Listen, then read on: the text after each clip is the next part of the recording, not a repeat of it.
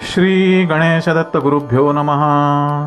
परमपूज्य सद्गुरू श्री रामकृष्ण क्षीरसागर स्वामींना वंदन करून संघटित सत्संग मंडळांच्या या गुरुकार्यातील मोहिमेमधल्या 2097व्या भागाचं मी पठण करीत आहे. आज माघ शुद्ध तृतीया, बुधवार दिनांक 21 जानेवारी 2026. उपदेशामृत संग्रह भाग 9 या ग्रंथातील भगवान श्री दत्तात्रय सत्संग मंडळ मुंबई दिनांक 12/7/1997, बैठक क्रमांक 2010. परमपूज्य गुरुदेवांनी दिनांक 30 जुलै 1996 रोजी गुरुपौर्णिमेनिमित्त दिलेला अनुग्रह आशीर्वाद. या आशीर्वादाच्या पुढील भागाचं मी पठण करीत आहे. आजच्या या भागात परमपूज्य सद्गुरू आपल्या प्रासादिक वाणीतून पुढे म्हणतात, अव्यक्तातून व्यक्त होतो, व्यक्तातून पुन्हा अव्यक्त होतो. अव्यक्त जरी झाला तरी शक्ती ही कायम टिकून राहते. म्हणून तुम्ही लोकांनी सद्भाव ठेवावा, त्यांच्यावर विश्वास ठेवावा, भक्तिभाव ठेवावा. आपल्या गुरुवचनावर विश्वास ठेवून आपला धर्म कसा टिकेल, याचा आधार कसा घेता येईल, गुरूंचा आशीर्वाद कसा घेता येईल, याकडे जास्त लक्ष द्यावं. हे जर तुम्ही करू शकलात तर तुम्हाला आयुष्यात कुठेही कमी पडण्याची शक्यता नाही. आजकाल सामान्य जीवन असं आहे, अत्यंत अडचणीत असलेलं दिसतं. आता त्या गोष्टी अशा आहेत की त्यांनी आचरून ते करावं लागतं. आचरून केलं असता त्यांचा अनुभव येतो, नाहीतर तो येत नाही. आपल्या मनामध्ये गुरुस्मरण असावं, आपल्या मनामध्ये श्रद्धाभाव असावा. या गोष्टी ज्या प्राप्त होतात त्या आपल्या गुणांनी प्राप्त होतात. ह्या काही गोष्टी वशिल्याने प्राप्त होत नाहीत किंवा ओळखीने प्राप्त होत नाहीत. तर आपल्याला भाव कसा ठेवता येईल, श्रद्धा कशी ठेवता येईल, मन निस्संशय कसं ठेवता येईल, याचाच आपण लोकांनी विचार करायचा असतो. गुरु आपल्याशी बोलले नाहीत, गुरूंनी आपल्याकडे पाहिलं नाही, ह्या ज्या क्षुल्लक तक्रारी आहेत ह्या फारशा महत्त्वाच्या नाहीत. तुम्ही त्यांच्या आश्रयाला गेलात तर तुम्हाला तो आश्रय मिळणारच. ही कल्पवृक्षाची छाया आहे. ही कल्पवृक्षाची छाया अशी असते, तुम्ही योग्य मागितलं तर देतात आणि तुम्ही अयोग्य मागितलं तरी देतात. तर ती योग्य मागण्याची बुद्धी भगवंताने तुम्हाला द्यावी. नेहमीच्या ज्या तुमच्या तक्रारी आहेत, कुरकुरी आहेत, ह्या फारशा महत्त्वाच्या नसून त्यांच्या दोषांनी ह्या लागू होतात. त्यांचाही लाभ होतोच. फक्त आपण काय दर्जाचे आहोत याचा विचार करावा. या गुरुपौर्णिमेनिमित्त तुम्ही सर्वांनी असा निर्धार करायचा आहे की आपल्या जीवनात जो आधार मिळालेला आहे हा टिकवायचा आहे. ह्याच ठिकाणी ईश्वराचा वास पाहायला सापडेल. ईश्वराचा वास सर्व जीवांमध्ये जरी असला तरी तो प्रकट रूपाने अशा ठिकाणीच दिसतो. तो तुम्हाला दर्शन देण्याची शक्यता नाही. तर तो प्रगट होईल आणि तुम्हाला दर्शन देईल असं मला तरी वाटत नाही. तर तो मनुष्य रूपाने अवतरतो, मनुष्याला पूर्णत्व देतो आणि त्याच्याच ठिकाणी वास करतो. अनेकांना बोलावतो, अनेकांना दर्शन देतो. ही सगळी क्रिया तो स्वतः करीत असतो. आपण लोक तसे निमित्त मात्र लोक आहोत. कोणाला बोलावण्याची गरज नाही, कोणाला सांगण्याची गरज नाही, वर्तमानपत्रात जाहिरातही देण्याची गरज नाही. तो काय करतो ते आपण पाहायचं असतं. आपण कोणाला बोलवायचं नाही, सांगायचं नाही, काही करायचं नाही. आपणाला तो अधिकारच नाही. त्याला कोणाला दर्शन देण्याची इच्छा आहे, त्याला कोणाचा उद्धार करण्याची इच्छा आहे, हे आपणच पाहायचं असतं. आपलं मन निस्संशय कसं होईल, बुद्धिमान कसं होईल, ह्या मार्गामध्ये वैराग्य आणि ज्ञान जरी असलं तरी भक्तीची सुद्धा गरज आहे. कारण भक्तीच्या माध्यमातून हृदयाला कोमलता येते, हृदयाला मृदूपणा येतो. जर हृदयाला मृदूपणा यायला लागला तर भक्ती मार्गाला योग्य झालो असा त्याचा अर्थ होतो. काही लोक धर्म करतात, पोथ्या वाचतात, पुराणं वाचतात, जपजाप्य करतात, पण हृदयाला मृदुता आलेली नसते.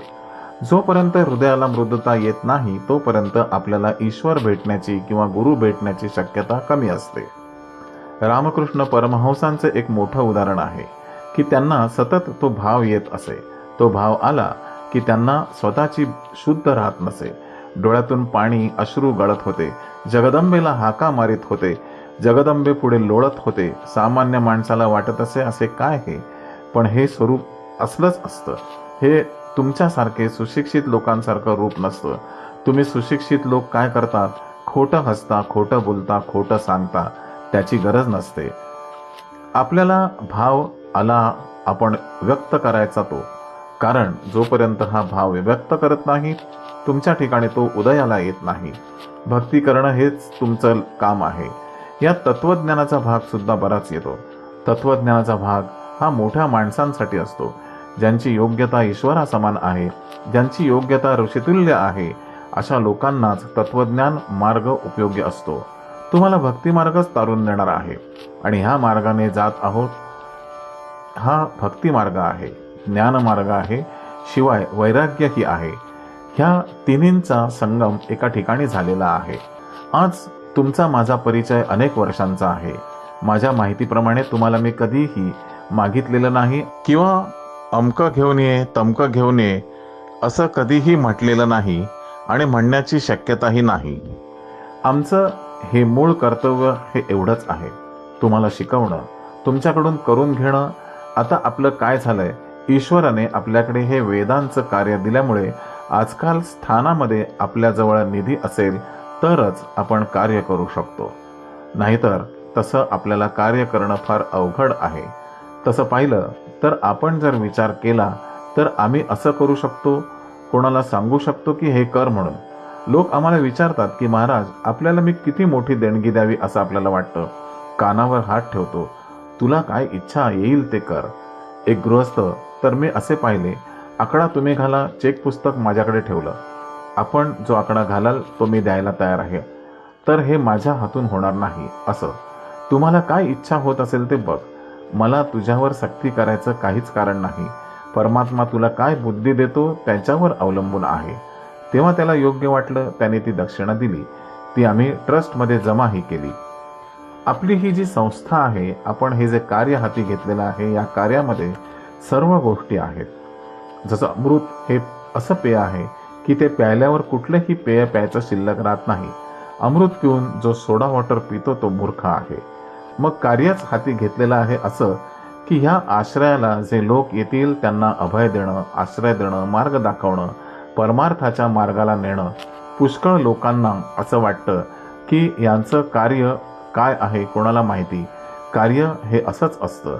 कित्येक लोकांना आम्हाला पाहून भावना येतात. कित्येक लोकांची व्यसनं सुटलेली आहेत. कोणी नवीन धरल्याचं अजून तरी माझ्या कानावर नाही की तुमची भेट झाल्यापासून मी प्यायला लागलो, घ्यायला लागलो, मी अजून तरी काय ऐकलं नाही. जो तो जवळ येतो, आसनाजवळ येऊन सांगतो, एक सांगू का तुम्हाला, काय सांगतो की मी आता घेणं बंद केलं बरं का. तो मला सांगत असताना कोणी ऐकू नये याची तो काळजी घेतो. अरे म्हटलं की जरा मोठ्याने बोल ना. हे जे घडतं ते ईश्वरी शक्तीमुळे घडतं. मी असं म्हणत नाही मला शक्ती प्राप्त झाली आहे, मला असं म्हणायचं काहीच कारण नाही. त्यांनी आपल्या ह्या जागेवर मला बसवलेलं आहे, त्या जागेवर बसून कार्य करायला सांगितलं आहे. तसं पाहायला गेलं तर मी कोणाला काय मागत नाही, कोणाच्या काही दारात जात नाही, कोणाला त्रास देत नाही. भगवंताजवळ माझं एकच मागणं असतं की देवा तू यांना बुद्धी दे, तुझा चमत्कार ह्या जीवनात अशा पद्धतीने घडू दे. मी कोणाला मागेन, मला लोक देतील, याला काय अर्थ आहे. यातून माझ्या वैराग्याला तडा जाईल. तर आतापर्यंतच्या काळात मी असं पाहिलं की मला तसं कोणालाही सांगावं लागलं नाही. निरनिराळ्या मंडळांकडून सेवा करून घेणं चालू आहे, त्यांना सेवा करायला सांगणं चालू आहे. हे कार्य भगवंताचं कार्य असून आपलं मुळीच नाही. आपण फक्त निमित्त आहोत. ही अदृश्य शक्ती हे काम करते. या इथं एवढ्या लोकांना बोलावलं, एवढा मोठा समाज जमा झाला ही त्याची इच्छा आहे. माझ्याकडून कोणालाही पत्र गेलेलं नाही, वर्तमानपत्रात दिलेलं नाही की आता गुरुपौर्णिमा आहे तुम्ही सगळेजण या असं म्हटलेलं नाही. हे जे तुम्ही लोक सगळीकडून येथे पोहोचता ही सगळी त्याची शक्ती आहे आणि ह्या शक्तीचा उपयोग तुम्ही तुमच्या उद्धारासाठी करून घ्या. श्री गुरुदेव दत्त.